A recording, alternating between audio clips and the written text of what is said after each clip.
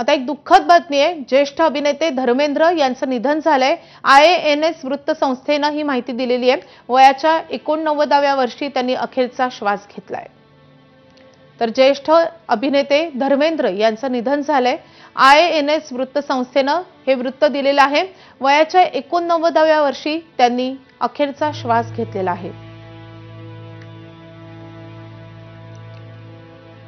तर गेल्या अनेक दिवसांपासून धर्मेंद्र यांची प्रकृती ठीक नव्हती। त्यांच्यावर रुग्णालयामध्ये उपचार सुरू होते, त्यानंतर त्यांच्यावर घरी उपचार सुरू होते।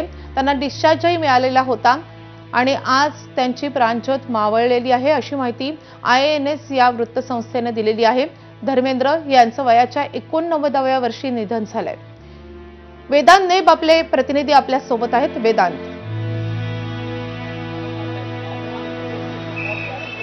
नक्कीच माधवी, IANS या वृत्तसंस्थेकडनं जी माहिती मिळते त्यामध्ये धर्मेंद्र यांचं 89व्या वर्षी निधन झालेलं आहे। सध्या मी आपण बघितलं तर पवनहंस स्मशानभूमीच्या बाहेर आहे, जिथे साधारणपणे 10 ते 15 मिनिटांपूर्वी ॲम्ब्युलन्समध्ये आपण बघितलं तर धर्मेंद्र यांची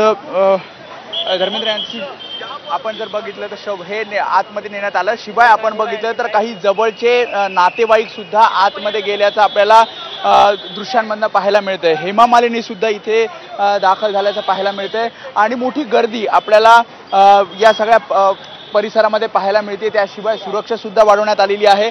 11 नोव्हेंबरला धर्मेंद्र यांना ब्रिज कँडी रुग्णालयातनं उपचार घेत असताना त्यांना डिस्चार्ज मिळाला आणि डिस्चार्ज मिळाल्यानंतर घरीच जी काही पुढचे उपचार आहेत ते घरी धर्मेंद्र घेतले जातील असं डॉक्टरांकडनं सांगण्यात आलं होतं आणि त्यानंतर मागील काही दिवसांपासून घरीच धर्मेंद्र यांच्यावर उपचार डॉक्टरांकडनं सुरू होते।